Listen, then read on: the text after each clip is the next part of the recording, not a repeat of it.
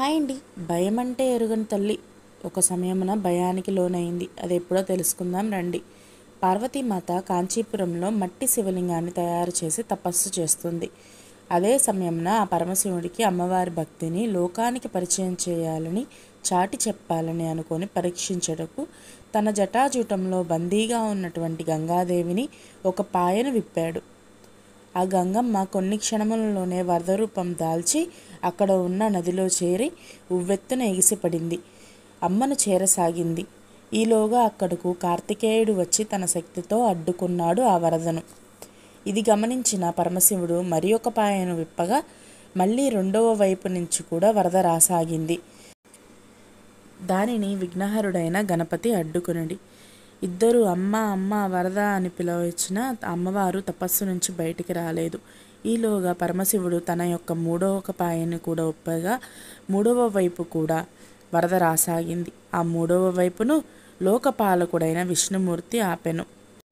ఇది గమనించిన పరమశివుడు నాలుగో పాయను కూడా విప్పగా నాలుగో వైపు నుంచి వస్తున్న వరదను ఇక దానిని ఎవ్వరూ అడ్డుకొనలేకపోయారు. గంగామాతను ఆపటకు ఇది కేవలం పార్వతీమాతకే సాధ్యపడుతుంది. ఈలోగా ఆ వరదను తపస్సు చేస్తున్న పార్వతీమాత మరొక రూపమైన కాళీమాత బయటకు వచ్చి నాలుగో వైపు వస్తున్న వరదను ఆపెను. ఇక ఇప్పుడు శివుడు తన జటాజుటంలో బందీగా ఉన్నటువంటి గంగమ్మను పూర్తిగా వదిలెను. ఆ వరద శక్తిని ఈ నలుగురు అడ్డుకోలేకపోయారు. నలువైపుల నుంచి వస్తున్న వరదను చూసి ఆ తల్లి భయంతో కంపా కంపా అని పిలిచింది. భయమెరుగని తల్లి ఒక్కసారిగా భయానికి లోనై ఈ వరదలో మట్టితో చేసిన శివలింగం కొట్టుకుపోతుందేమో అనే భయంతో వెళ్ళి శివలింగాన్ని గట్టిగా ఆలింగనం చేసుకున్నది.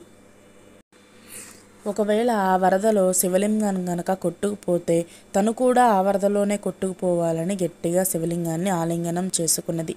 తన భక్తిని చూసి మెచ్చిన పరమశివుడు ఒక్క నిమిషంలో మరలా గంగమ్మను తన జటాజూటములను బంధించి వరదను ఆపెను. ఇక ఆ చోట పరమశివుడు ప్రత్యక్షమై ఆ తల్లి తపస్సును సఫలం చేశాను. ఈ సందర్భంలో మట్టితో చేసిన శివలింగంపై అమ్మ ఆలింగనం చేసుకున్న ముద్రలు ఇప్పటికీ ఉన్నవని నానుడి.